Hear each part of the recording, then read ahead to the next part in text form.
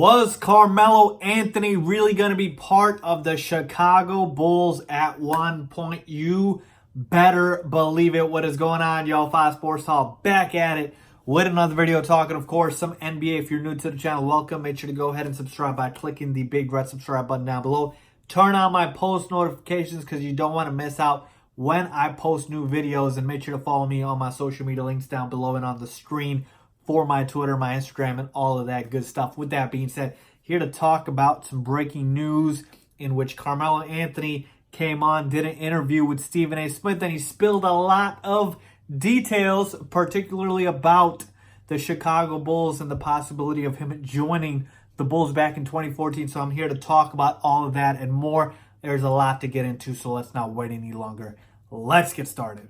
So let's put the context here real quick. So if you guys have not watched the interview that Carmelo Anthony did with Stephen A. Smith on ESPN First Take, go ahead and check that out. That is where this video topic is coming from, because Carmelo Anthony, again, on that interview, shed a little bit of a light on the possibility of him going to Chicago back in 2014. Okay, and Stephen A. Smith basically asked him, hey, Melo, there's a lot of people that say you're all about the money and you've had opportunities in your career to pick winning over money and you haven't done so. And to that you say, and then Carmelo essentially responded, and again, I'm paraphrasing here for both Stephen A. Smith and Melo.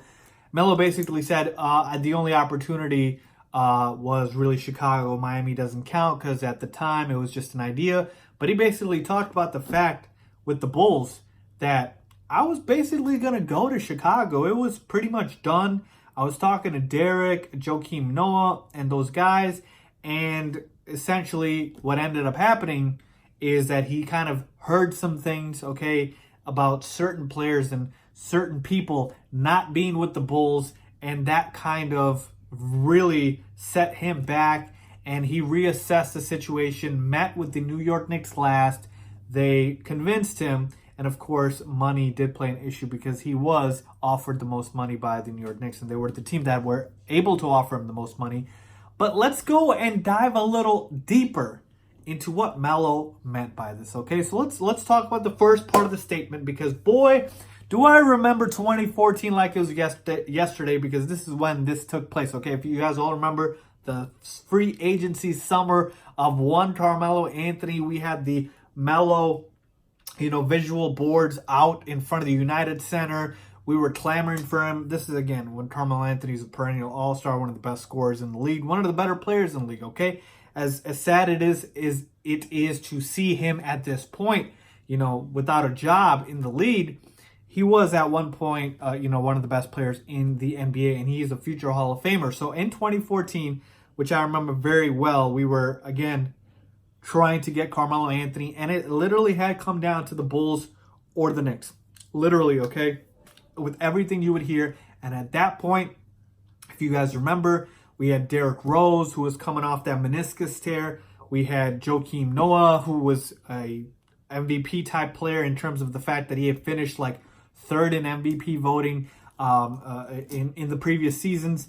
And you had Jimmy Butler emerging. You had Taj Gibson, who was still solid. It was a very good team. And everybody, all of the experts, all of the media, basically said that Melo joining the Bulls would be enough to put them over the top. Now, if you remember, that was the summer LeBron went back to Cleveland, okay, from Miami. It was 2014, the summer of 2014. So he had went back to Cleveland. So if it wasn't like if LeBron had gone to Cleveland, the Bulls wouldn't have been the favorite, because if it was Miami, okay, you might have me there. But Miami had broken up at that point because of the fact that LeBron was going to go to Cleveland. And I'm pretty sure Melo's decision was not going to impact his.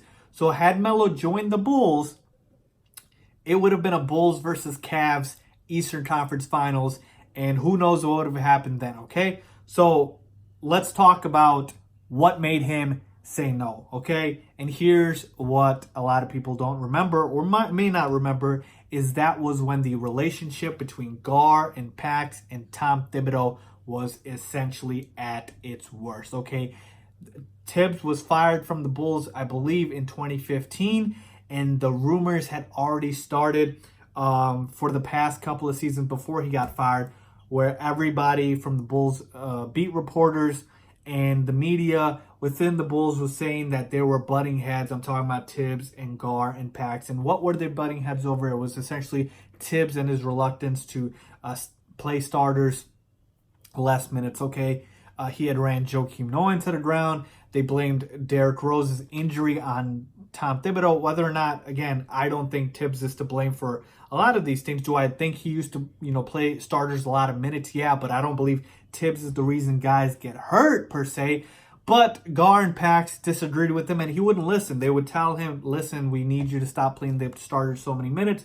Utilize the bench a little bit more, and Tibbs wanted more control, and you just essentially had two people or two parties on two different pages, and it just was not going to work out, even though we had a coach of the year in Tom Thibodeau, and we had some of the best success we had since the Jordan years under Tibbs.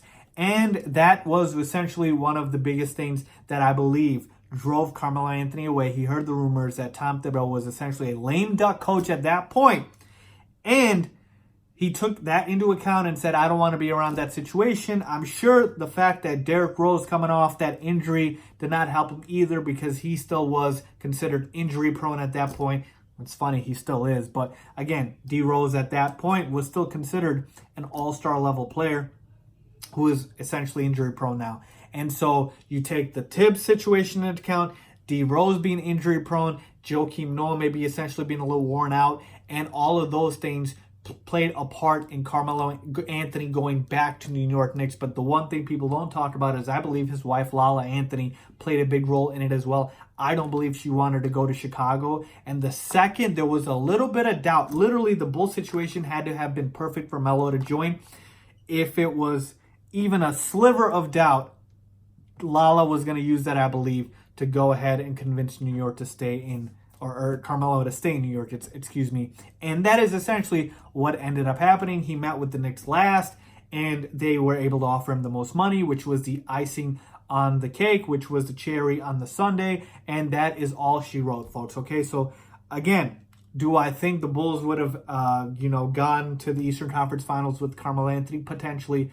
But that is what happened. And another case of what I consider bad luck if I'm the Chicago Bulls, because the notion that the Bulls can't attract top-level, star-level free agents is just definitely not true, because they've gotten close plenty of times. And this is one of the times where I actually don't regret it as much. It would have been nice if Melo came over, but I don't necessarily know if we would have gone to the NBA Finals and won a championship. I feel much more strongly about the Bulls winning a title had Derrick Rose been fully healthy and never tore his ACL in the first place. That's what I'm more confident about. But hey, you never know, man. But that is essentially what Carmelo Anthony was talking about. So now we've got essentially about 3 situations where free agents were going to come, and another one where somebody was going to force a trade to the Chicago Bulls, folks. It's really crazy how much of bad luck I believe the Bulls have had. If you guys remember, on the board here I've got in 2000,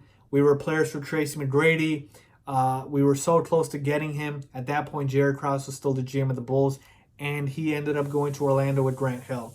2010, LeBron and Wade. Wade essentially said that they were going to join the Bulls. It was pretty much done and set in stone until Pat Riley swooped in and said, hey, listen, I can afford all 3 of you guys, and Wade, LeBron, and Bosh. And the Bulls could only afford Wade and LeBron. And that is all she wrote there. And then, of course, in 2014 with Carmelo Anthony going back to the New York Knicks. And if you guys remember also, we ended up signing Pau Gasol as a consolation prize, which wasn't that bad of a consolation prize. Now that I think about it, he had 2 All-Star seasons in Chicago. We played very well, made the playoffs, and it did end up working out. And the New York Knicks essentially ended up being a dumpster fire with Carmelo Anthony, and we all know what happened there. So to me, it sucks that we weren't able to get Melo at that point, because I do believe he was a very productive player. But do I think it would have resulted in a championship? I have my doubts. But again, it would have been nice to see. So let me know what you guys think about Carmelo Anthony, ditching the Bulls at the last second. Do you think we would have won a title with Melo? Leave a comment down below. I'm curious to hear you guys' thoughts. Let me know. Let's talk. Let's debate. Would the Bulls have won a title if Melo had joined us in 2014 with D Rose, Jimmy, Joakim Noah, Taj Gibson, and the rest of their crew If you guys enjoyed this video, please give it a big thumbs up. Please make sure to subscribe. And as always, thanks for watching.